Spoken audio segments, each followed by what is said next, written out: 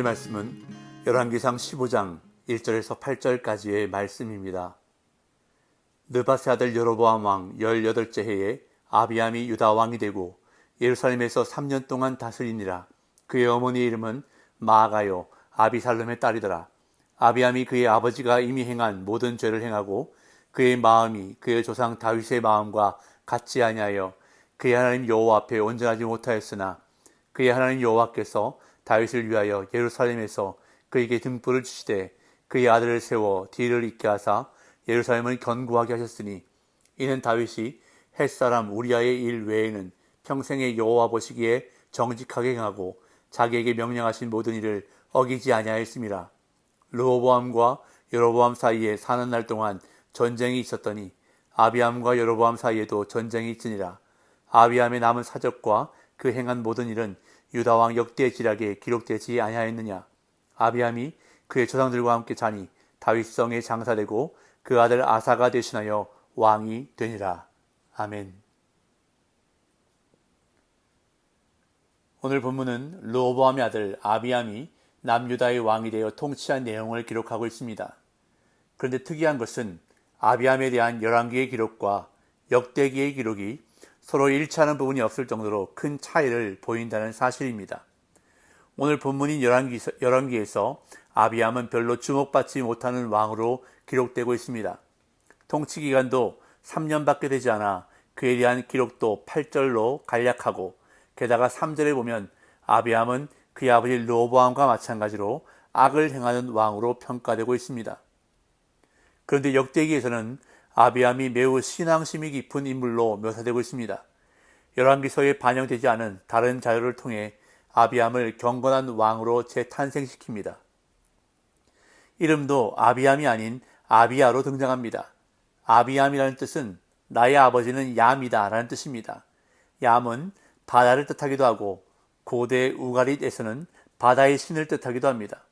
그러나 역대기에 등장하는 이름 아비야의 뜻은 나의 아버지는 하나님이다 라는 뜻입니다. 왜 이름이 다르게 기록되었는지에 대해서는 학자들의 의견들이 다양한데 어쨌든 이름에서부터 큰 차이가 나고 있습니다. 역대하의 기록을 잠시 살펴보면 13장 1절부터 무려 22절까지 아비야 왕에 대해 기록하고 있는데 그 주된 내용은 아비야가 유다의 왕으로 있을 때 북이스라엘의 여로보암 왕과 큰 전쟁이 일어난 사건을 중점적으로 기록하고 있습니다. 오늘 본문 7절에서는 간략하게 언급하고 있지만 역대하 13장은 아주 길고 자세하게 기록을 하고 있습니다. 그 중에서 유다의 아비야 왕이 북이스라엘의 여로보암 왕과 그의 군대를 향해 연설하는 부분이 기록되고 있는데요. 역대하 13장 8절에서 12절까지의 말씀을 제가 읽어보겠습니다. 이제 너희가 또 다윗 자손의 손으로 다스리는 여호와의 나라를 대적하려 하는도다. 너희는 큰 무리요 또 여로보암이 너희를 위하여 신으로 만든 금송아지들이 너희와 함께 있도다. 너희가 아론 자손인 여호와의 제사장들과 레위 사람들을 쫓아내고 이방 백성들의 풍속을 따라 제사장을 삼지 아니하였느냐.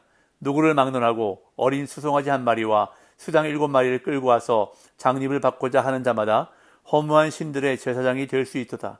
우리에게는 여호와께서 우리 하나님이 되시니 우리가 그를 배반하지 아니하였고 여호와를 섬기는 제사장들이 있으니 아론의 자손이요 또 레위 사람들이 수종들어 매일 아침 저녁으로 여호와 앞에 번제를 드리며 분향하며 또 깨끗한 상에 진설병을 놓고 또 금 등잔대가 있어 그 등에 저녁마다 불을 켜나니 우리는 우리 하나님 여호와의 계명을 지키나 너희는 그를 배반하였느니라. 하나님 우리와 함께하사 우리의 머리가 되시고 그의 제사장들도 우리와 함께하여 전쟁의 나팔을 불어 너희를 공격하느니라. 이스라엘 자손들아 너희 조상들의 하나님 여호와와 싸우지 말라. 너희가 형통하지 못하리라. 연설을 요약하자면 북이스라엘 너희는 하나님을 배반했지만 우리 남유다는 하나님을 배반하지 않았다. 우리는 여전히 하나님의 계명을 지키고 말씀에 순종하며 살고 있다.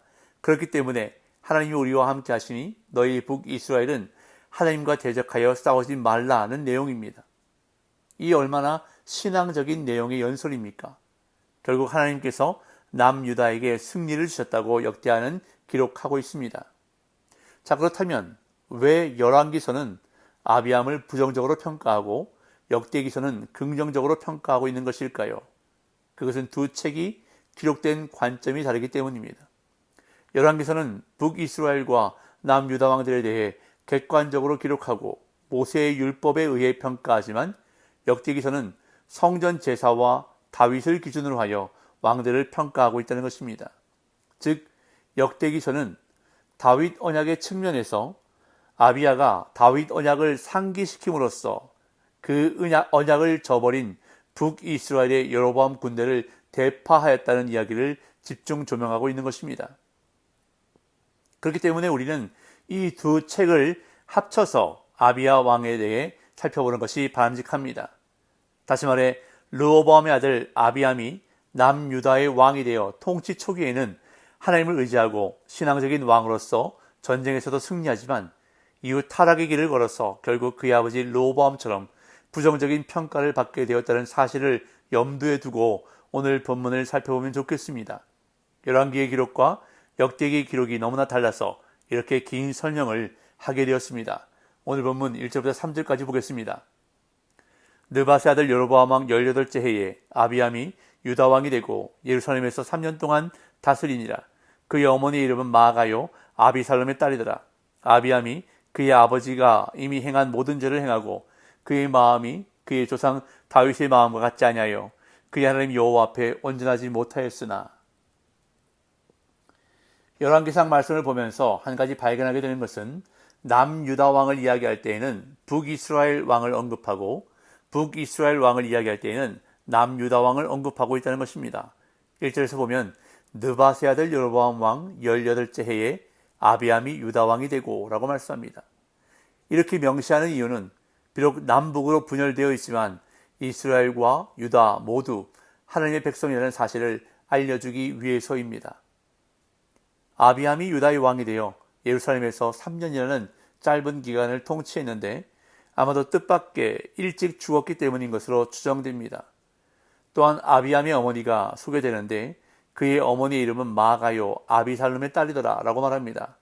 여기서 아비살롬은 다윗의 아들 압살롬을 말하는데 사무엘하 기록에 따르면 압살롬의 딸은 다말 하나뿐이었습니다. 그렇기에 아비암의 어머니 마아가는 아비살롬의 딸이 아니라 손녀였을 것으로 학자들은 추정합니다. 딸로 번역된 단어가 자손을 나타낼 때도 사용되기 때문입니다. 이어 3절은 아비암을 부정적으로 평가하는데 아비암이 그의 아버지가 이미 행한 모든 죄를 행하고 그의 마음이 그의 조상 다윗의 마음과 같지 아니하여 그의 하나님 여호와 앞에 온전하지 못하였다고 평가합니다.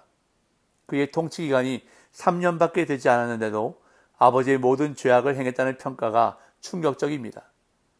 그러나 그럼에도 불구하고 하나님은 다윗을 생각하셔서 아비암에게 왕위를 이을 아들을 주셨습니다. 4절 5절 그의 하나님 여호와께서 다윗을 위하여 예루살렘에서 그에게 등불을 주시되 그의 아들을 세워 뒤를 잇게 하사 예루살렘을 견고하게 하셨으니 이는 다윗이 햇사람 우리아의 일 외에는 평생에 여호와 보시기에 정직하게 행하고 자기에게 명령하신 모든 일을 어기지 아니하였습니다.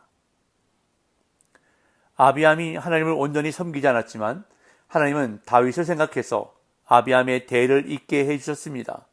다윗 때문에 다윗의 후손들이 왕권을 이어나가게 하신 것입니다.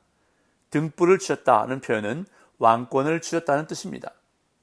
북이스라엘이 계속된 반역으로 왕조가 9번이나 바뀌는 혼란을 겪었던 반면 남유다는 왕들의 우상 숭배에도 불구하고 왕조가 약 400년이나 존속했던 이유는 하나님이 다윗 왕조에게 등불을 주셨기 때문입니다. 그렇기에 아비암이 선택해야 했던 길은 아버지 르호보암의 길이 아니라 다윗의 길이었습니다. 비록 다윗이 햇사람 우리아의 일로 하나님 앞에 범죄하기도 했지만 곧 돌이켜 평생 하나님 보시기에 정직했던 다윗의 길을 선택해야 했던 것입니다.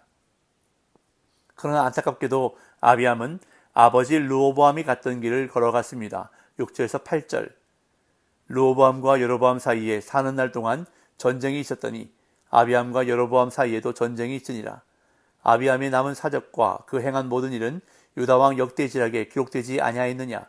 아비암이 그의 조상들과 함께 자니 다윗성에 장사되고 그 아들 아사가 대신하여 왕이 되니라. 르호보암과 여로보암 사이에 전쟁이 있었던 것처럼 아비암의 통치 기간에도 북이스라엘과의 전쟁은 계속되었습니다. 앞에서 살펴보았듯이 아비암은 한때 겸손히 하나님을 의지했기에 수적 열세에도 불구하고 여로보암이 이끄는 북이스라엘 군대를 크게 이겼습니다. 이로써 그는 유다의 정치적 안정을 이룰 수 있었습니다.